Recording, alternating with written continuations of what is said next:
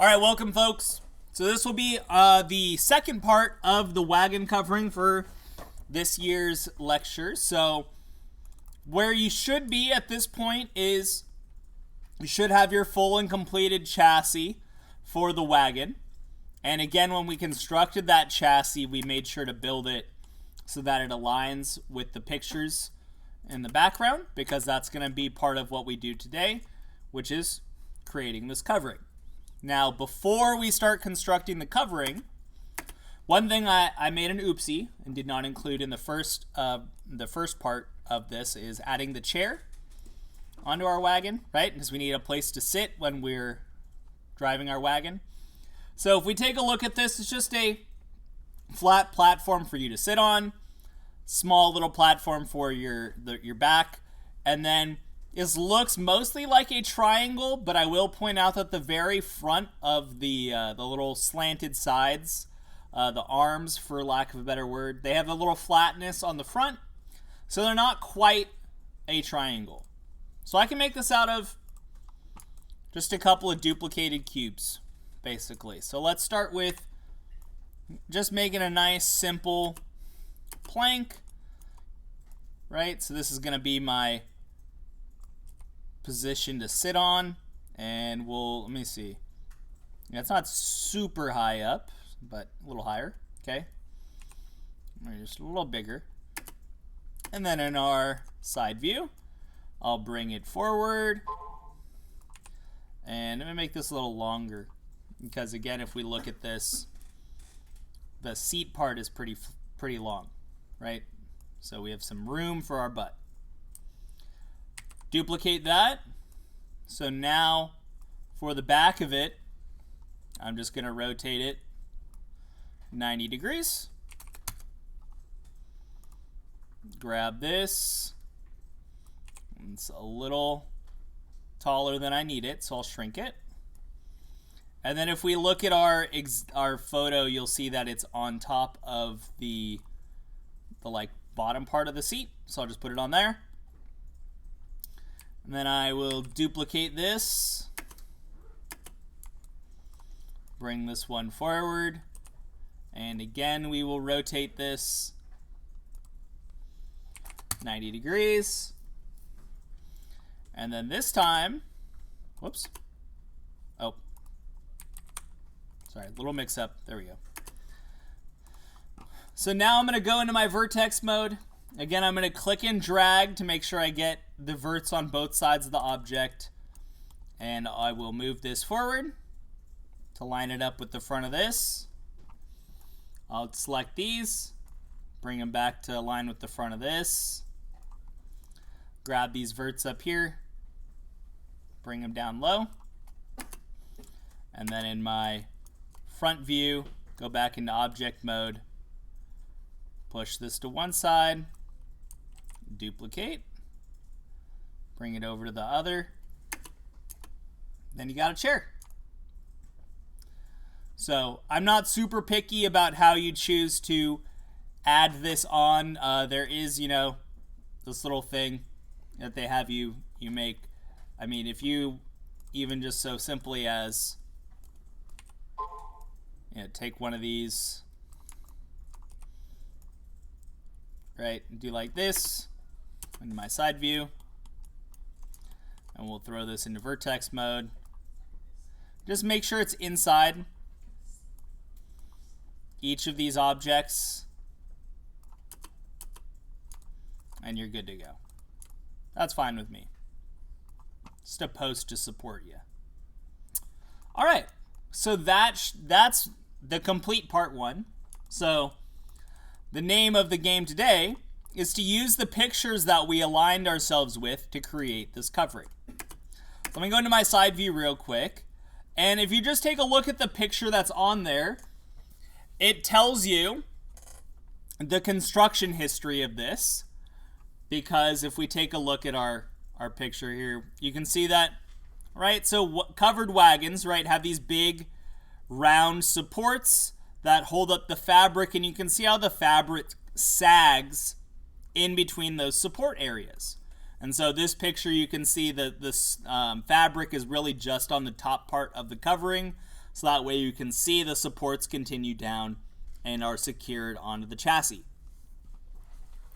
So in ours, we're going to make the coverings just, stick into the object that makes up the wood. So that means, not that, that's cool though. The little dotted lines here that you can see on this, those represent where those poles should line up with. Okay? And so what we need to do first, before we can start lining those things up, is make a nice fresh torus. I'm going to bring this up here and rotate it 90 degrees. All right, so I'm in object mode. I'm going to go into my front view. And so let's talk about what we're going to use this torus for. So the torus that we have here, we're going to make it very thin, but also the thin around in the thickness wise, but the overall size of this torus we're going to make very wide to match up with the outsides of our fabric. So with this selected, I'm going to go to my inputs, and first I'm going to affect my section radius. So again, if you select the word or one of these channels, you select the word for the channel, come out into the workspace. If you use the middle mouse button, it will scroll by tenths of a point. We want much better control, so I hold down the control key on the keyboard while using the middle mouse button. That'll scroll by hundredths. So I'm going to make it pretty skinny. And then I'm going to use the radius to make this bigger. Now the reason why I'm using the radius is if I just scaled this out like a normal object, that's going to undo some of that section radius work I just did, because it's just going to scale those up and make them bigger. So that's why you want it, for this one, make sure you use the radius value. And you might need to move this while you're working a little bit. We just want to get this, whoopsie, to be about as wide as the covering. It's not going to be perfect. You'll notice the picture is not truly symmetrical. I did the best I could to line things up, but that's about good. That's enough width. So now if I go into my perspective view, you'll see I got this big floating ring, right? So on our thing, we just need it to be round at the top and then taper down and then secure on the sides. So we really only need half of this ring. So I'm going to go ahead and go into my face mode. And it's probably easier to do from the front view. And just select everything below on the bottom half in face mode and delete those faces. So now you'll be left with this little half circle.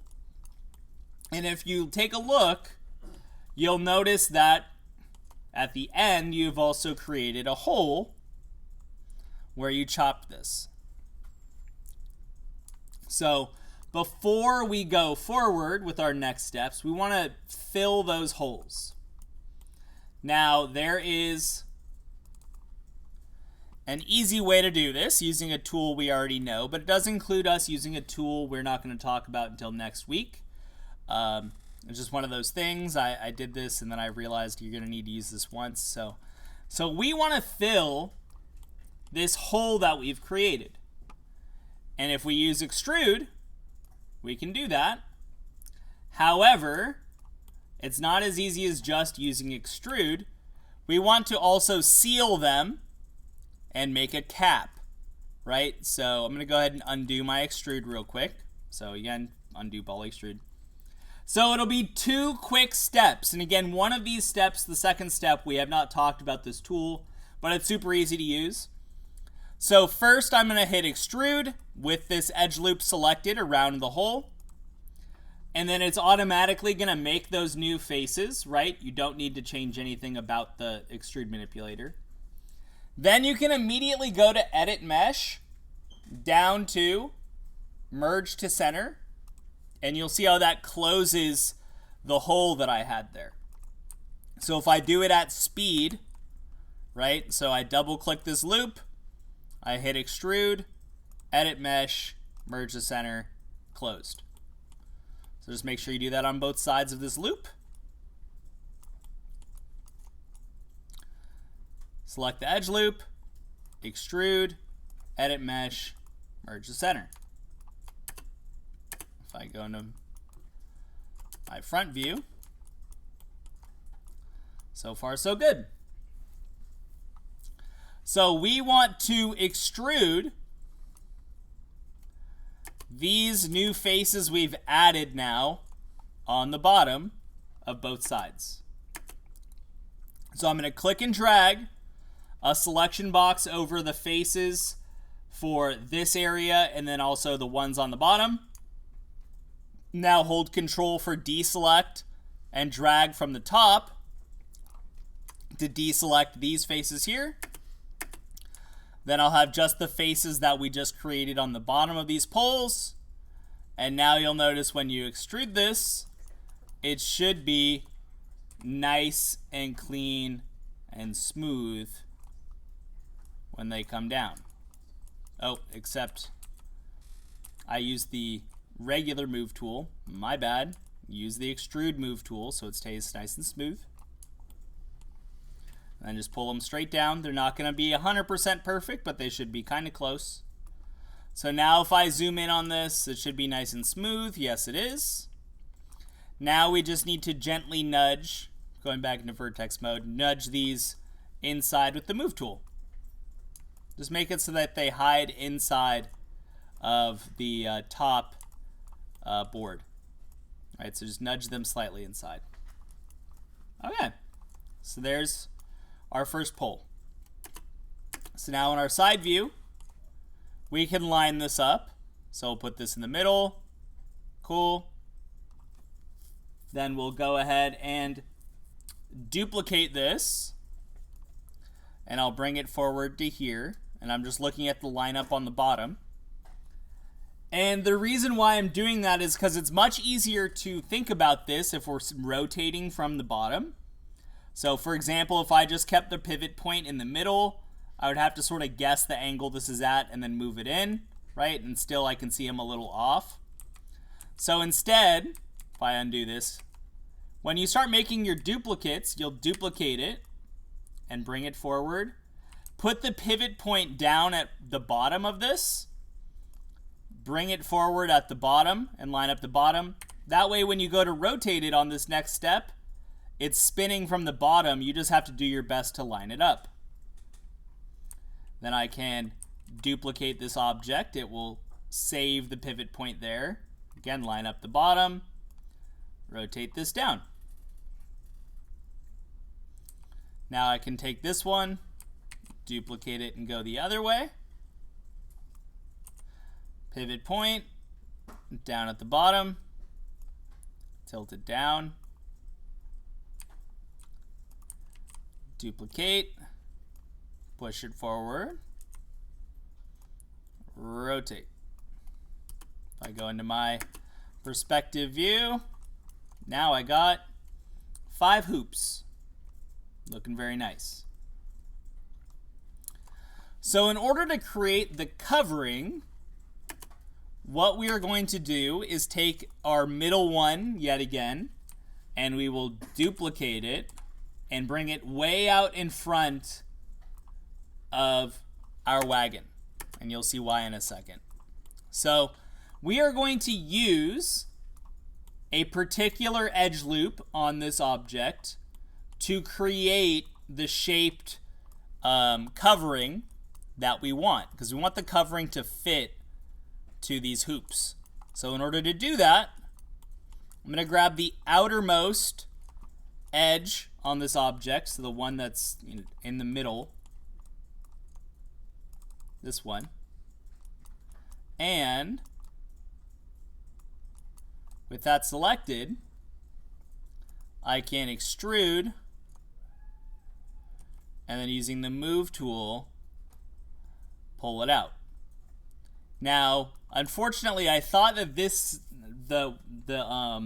I thought that I was going to be able to bypass having to fix this, but I guess I didn't think that through correctly. So anyway, you'll notice as you pull this out, you will see some black faces appear. Either this face will be black and the rest will be gray, or this, as you see here, this one will be gray and the rest are black. We're going to address that in just a moment. Don't worry about it for now. It's a commonplace issue. So anyway, once I have these new faces made, they're nice and thin, right?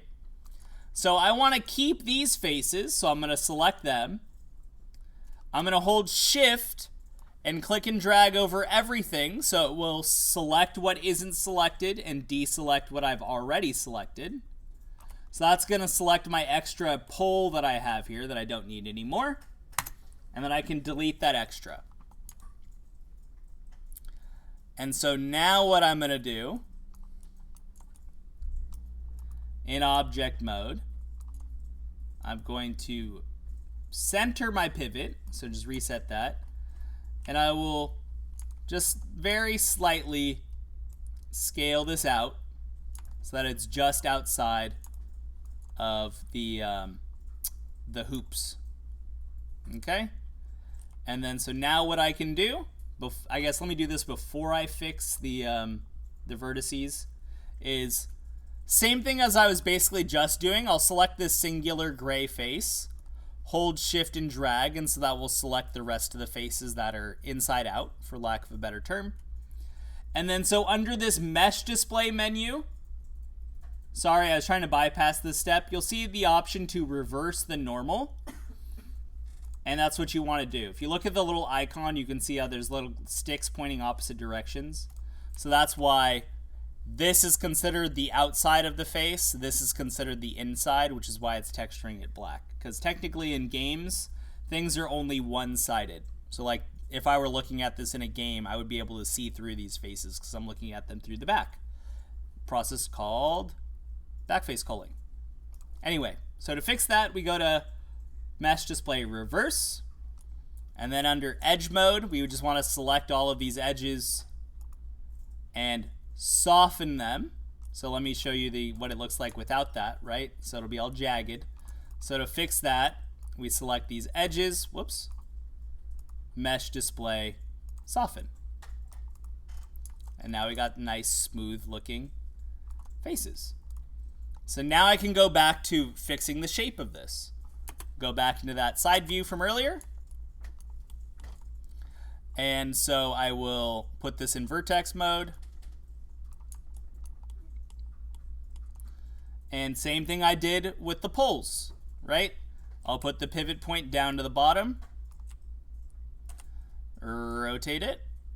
And I'll have to fix these poles here in a second, which it's fine. I anticipated that. And then this one over here, I'll grab all these. Pivot point at the bottom, and then this time first I'll move them all the way back in. Boom. And then I'll rotate this. And so if I go into my perspective view, basically I can see how it's sticking out in a few areas. So now in my front view, I'll go ahead and select all of these. Again, I would scale them out slightly, and then I'm going to grab them and just move them up so they're above everything. It's okay that they're not touching here. It's okay that they're floating a little bit. So now you just don't want to see the poles sticking through, right? So far so good. That brings us to, as I was talking about earlier, the sagging that happens between each of the supports, right? So we're going to add some edge loops to our fabric to create this sort of sag between the supports, right? You can see it here. So the first thing that we are going to need to do actually, when we look at this, let me go into my side view yet again. I'll put on my wireframe mode, is that we need edges that will line up with the poles here, because otherwise we will create methods that will drag the fabric down through the area where the poles are supposed to be supporting it. So for the first thing I'm going to do is I'm just going to take my basic insert edge loop tool and I'm just going to line up some edges on the outside. Focus on the top portion of this, the outside top portion of these, so that way I know when I do the sagging it won't go through the tops of these poles. So I'm putting it on either side of these poles to help support, and then one more over here. And so now I know that at least the fabric won't be sagging where the poles should be holding it up. And so now I'll go ahead and put my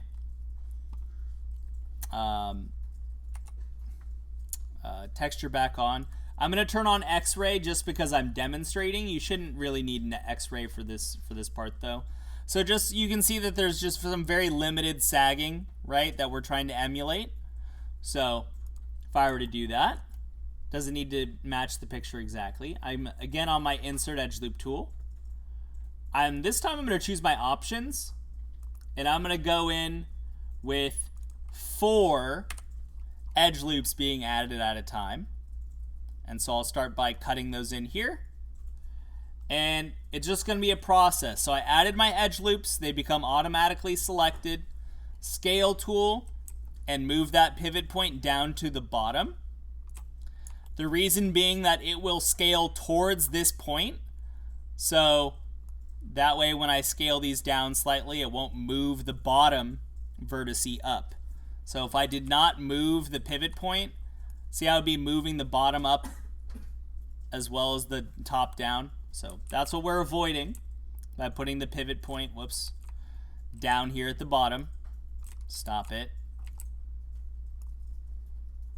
Right? So that way it scales down. We do it ever so slightly. Grab the middle 2 edge loops. Same thing. Do a little more. All right, cool. Go back, insert edge loop, cut in 4 more, scale tool, whoopsie.